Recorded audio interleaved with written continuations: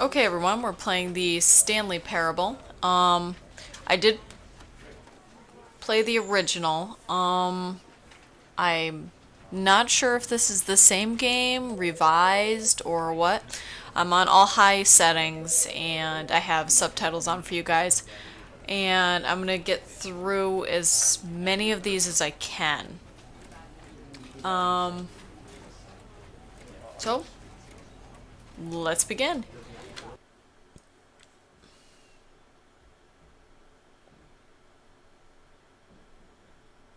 This is the story of a man named Stanley. Stanley worked for a company in a big building where he was employee number 427. Employee number 427's job was simple.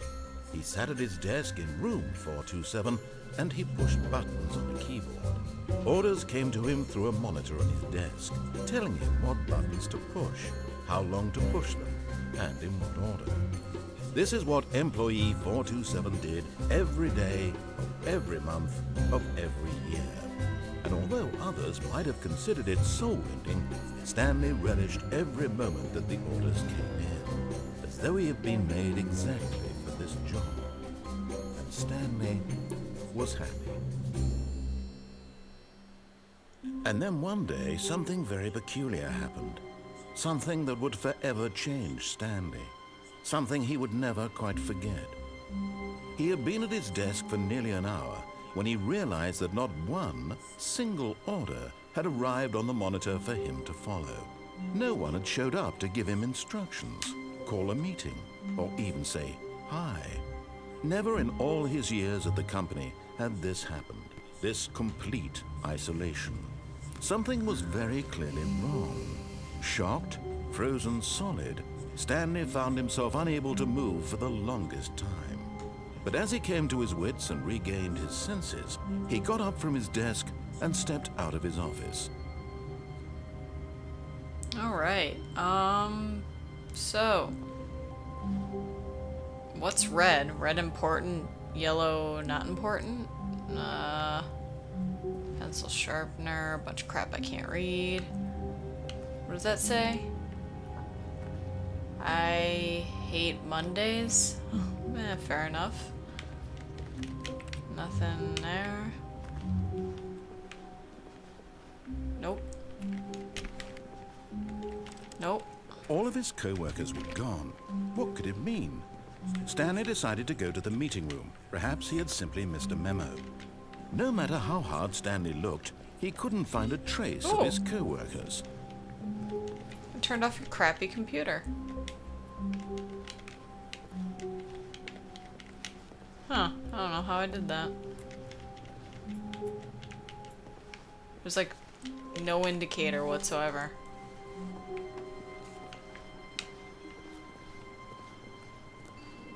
Wait, door. No. Ooh, yellow file? No? Screw your computer.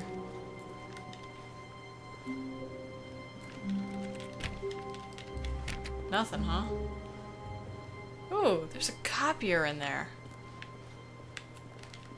Darn it. Stanley went around touching every little thing in the office, but it didn't make a single difference, nor did it advance the story in any way. Whoa. Oops. Whoa! Double hinged door? No?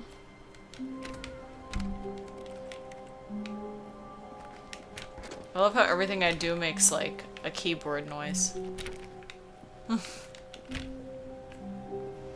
Alright. When Stanley came to a set of 2 open doors, he entered the door on his left. Okay, we're gonna do what they consider the storybook ending. Nothing. Nothing. Nothing. Nothing. Yet there was not a single person here either. Feeling a wave of disbelief, Stanley decided to go up to his boss's office, There's a whiteboard hoping manager? he might find an answer there. Whiteboard manager. Well, since it's Tuesday, it's Termination Tuesdays, everybody. Termination Tuesdays. And we can tell that because it's, everyone... Oh, I don't see it up there. Where's the one that says how not to get fired?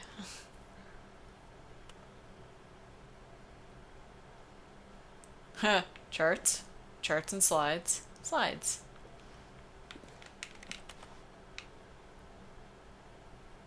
Come on.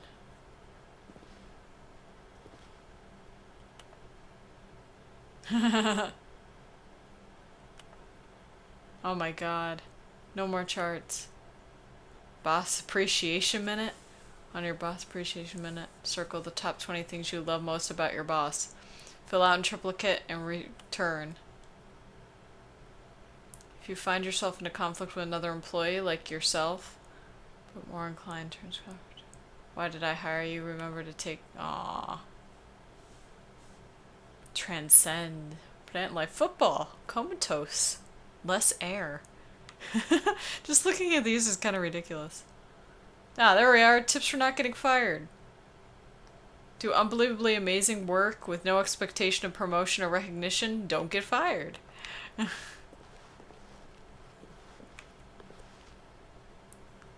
Targets.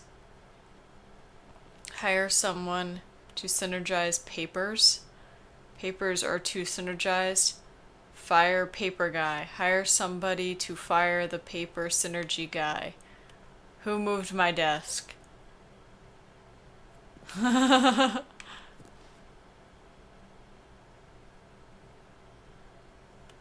Get Chris out of the broom closet. Ooh. It's a mission. Broom closet. Tim, or whatever your name is? Stanley stepped into the broom closet, but there was nothing here, so he turned around and got back on track. There's no Tim.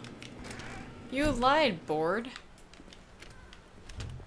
You know what? Just in case Tim's invisible. There you go, Tim, you're free.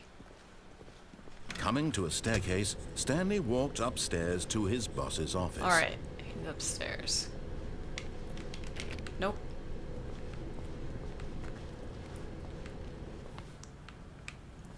Where's the obligatory close? No? Not gonna close the door on me? Sweet. Executive bathroom. What? It's locked?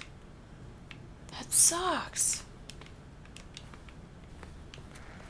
Oh, that's why it's not closing? Let me see if I can open it now. No. Okay. Bathroom's locked. Nothing. Nothing. Nothing. Ah. Oh. Man, they're not letting me explore anything. Stepping into his manager's office, Stanley was once again stunned to discover not an indication of any human life. Shocked, unraveled, Stanley wondered in disbelief who orchestrated this. What dark secret was being held from him? What he could not have known was that the keypad behind the boss's desk guarded the terrible truth that his boss had been keeping from him. And so the boss had assigned it an extra secret PIN number. 2845. But of course, Stanley couldn't possibly have known this.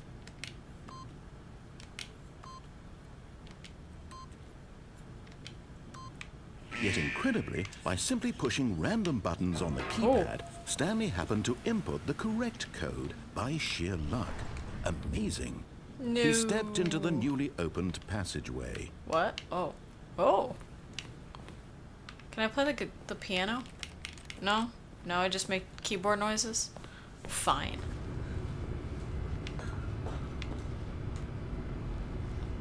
Down we go.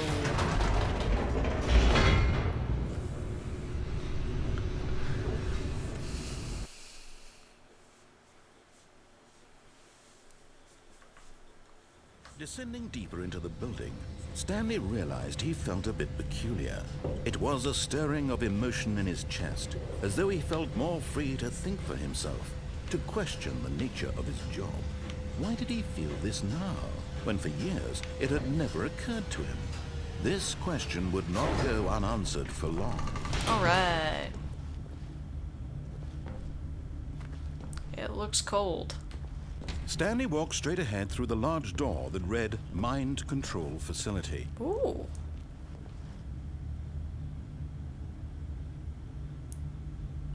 Ooh.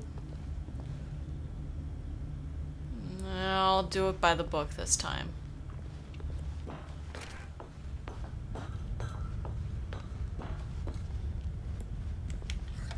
The lights rose on an enormous room packed with television screens.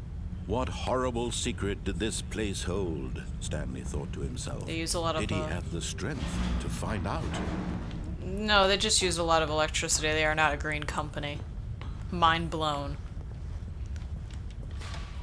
Now the monitors jumped to life, their true nature revealed. Each bore the number of an employee in the building, Stanley's co-workers. The lives of so many individuals reduced to images on a screen, and Stanley, one of them, eternally monitored in this place where freedom meant nothing. Two with errors.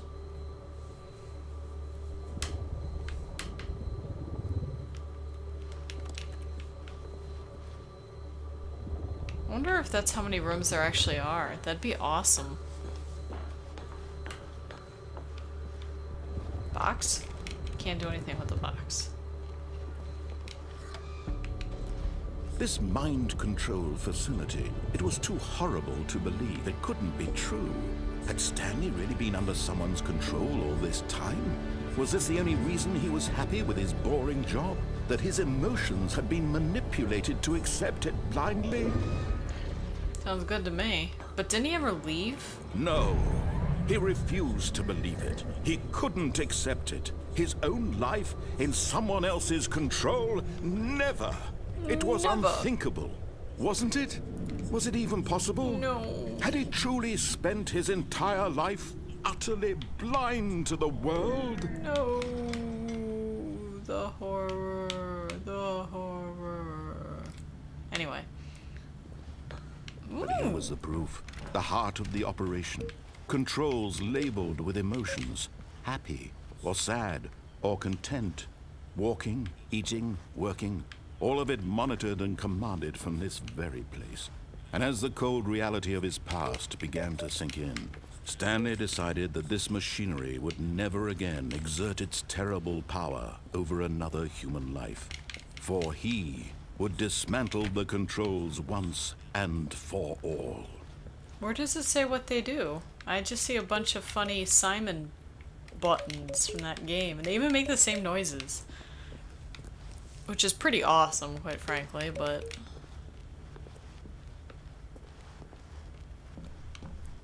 Whee!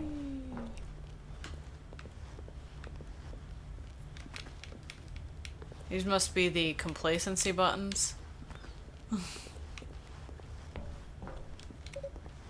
does the 5 do?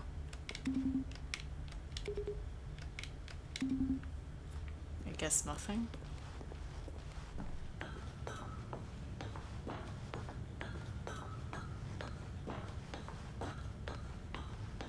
And when at last he found the source of the room's power, he knew it was his duty, his obligation, to put an end to this horrible place and to everything it stood for.